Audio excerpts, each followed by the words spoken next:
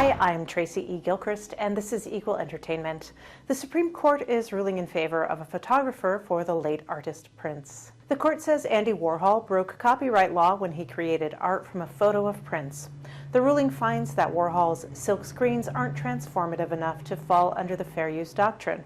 The global art community considers the case an important test of the balance between copyright and artistic borrowing. Both artists in this case are dead, Prince and Andy Warhol, but photographer Lynn Goldsmith retains her copyright to the original photo. A federal judge has joined a jury in declaring Ed Sheeran did not copy Marvin Gaye's song. The judge dismissed a case brought by a company that owns 1/3 of the copyright to Marvin Gaye's Let's Get It On. It alleged Sheeran used elements of the song for his hit, Thinking Out Loud. That's the same argument the family of the song's co-writer Edward Townsend made against Sheeran in another case. A jury decided Sheeran did not lift the music from Gaye. Actor Harrison Ford appeared to be on the verge of tears while accepting an honorary award at the Cannes Film Festival in France. The 80-year-old Hollywood icon became visibly emotional receiving an honorary Palme d'Or, which is Cannes' version of a Lifetime Achievement Award. After a highlight reel of his work, he said he's very touched and that a great part of his life just flashed before his eyes. Ford thanked his wife, Callista Flockhart, who was in the audience, saying he's grateful she supported his passion and dreams. Ford received the award just before the first screening of Indiana Jones and the Dial of Destiny. He has starred in 5 Indiana Jones films now over the course of 40 years. Andy Rourke, the bass player for the British rock band The Smiths, has died at the age of 59. Rourke died after a long battle with pancreatic cancer, according to a tweet from Johnny Marr, the group's guitarist. Marr added that Rourke was a, quote, kind and beautiful soul. The bass-playing Rourke joined The Smiths in 1982. 5 years later, the group, fronted by Morrissey, broke up. Among their more popular songs, The Queen is Dead and How Soon Is Now. It was a star-studded event in Hollywood as Ludacris received his star on the Walk of Fame. LL Cool J and Vin Diesel spoke at the ceremony. Ludacris, whose real name is Chris Bridges, has sold more than 24 million albums. He's also played Tej Parker in the Fast and Furious franchise, which has a new movie in theaters, Fast X. Ludacris says he's had to fight for his career. No matter what people say I can't do, I will continue to shatter those stereotypes and show people it's possible in order to make everyone who got me here today proud, because you all inspired my hard work and dedication to receive this star today. Also this weekend, another rapper turned actor, Jack Harlow, stars in White Men Can't Jump, 30 years after Wesley Snipes and Woody Harrelson hit the blacktop with their 90s classic. There's a new version for this generation. This is rapper Jack Harlow's acting debut. He stars alongside Cinqua Walls as a pair of basketball players who hustle hoops for money, then compete in a lucrative 3-on-3 tournament. We caught up with the cast for the red carpet premiere of the film. I think the youth is going to love it. I think the youth is going to love it a lot. So I think that's good. The youth deserves great stories. Because it's fun. I think you see two people come together and become friends. I think you see two people in two different sides of the track. And I think one thing that I'm hoping that it does also is just continue that voice of unification for all of us. You know, you see two people from two different walks of life saying like, okay, I see you, I understand you. You know, I got to say what's up to my people, man. But yeah, I think it's a good film, and I just think it's going to be, the basketball is right. You know, we did our thing with the jokes, and I think they want us to win.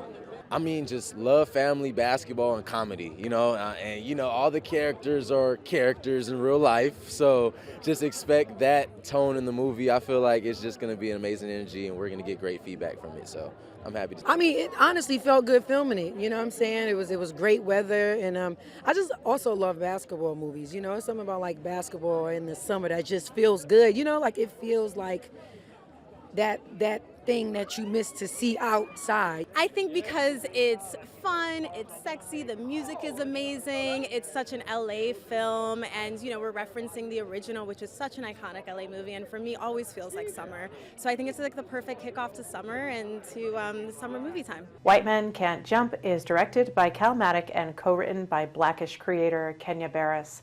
It is streaming on Hulu. Fox's hit reality mystery singing competition, The Masked Singer, has revealed this season's winner. Bishop Briggs, who wore a Medusa costume, won this season's top prize. But coming in ever so close to the top spot was the former American Idol contestant David Archuleta.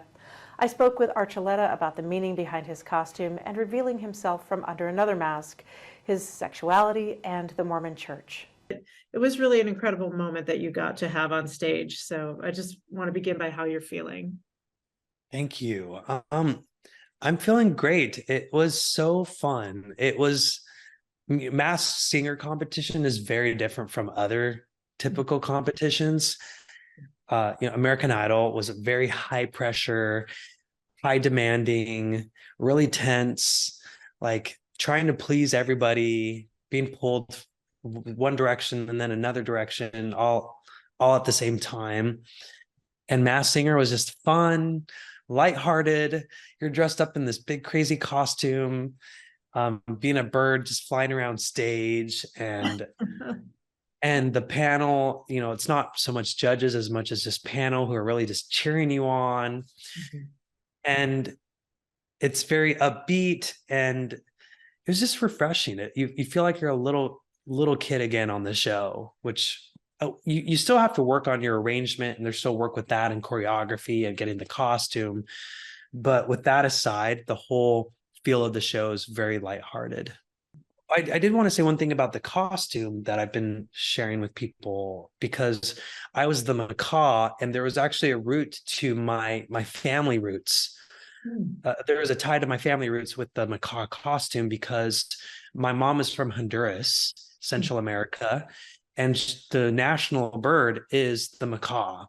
So that was like another symbol behind me, and just having that tie. So that just a fun fact about the macaw costume. I was the macaw.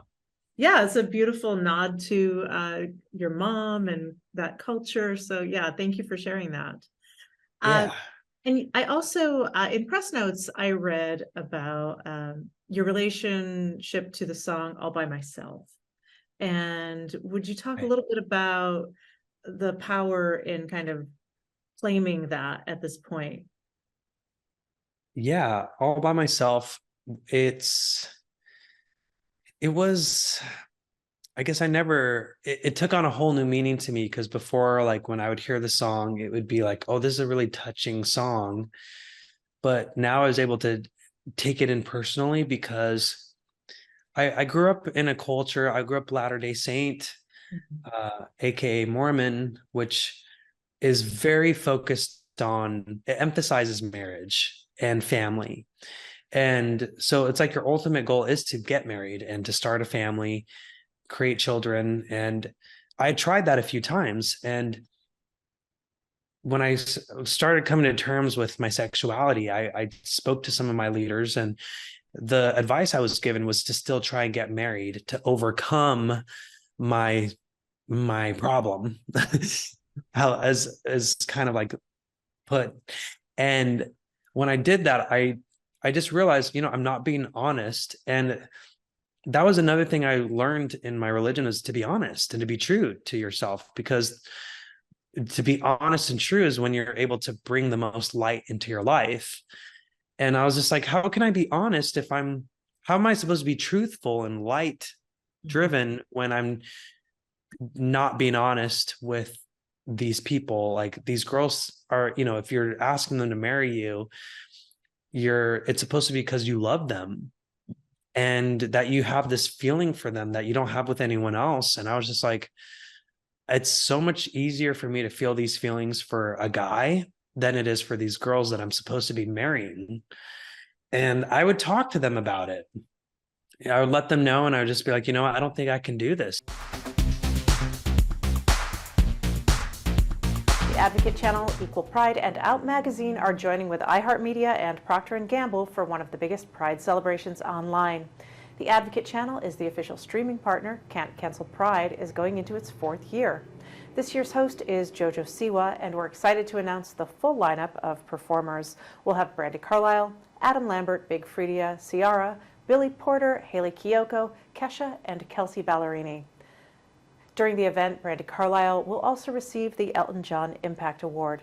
Can't Cancel Pride has raised over $11 million in donations for LGBTQ+ groups since 2020.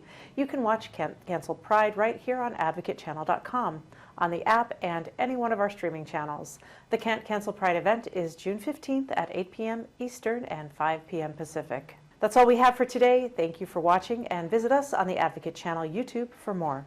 For Equal Entertainment, I'm Tracy E. Gilchrist.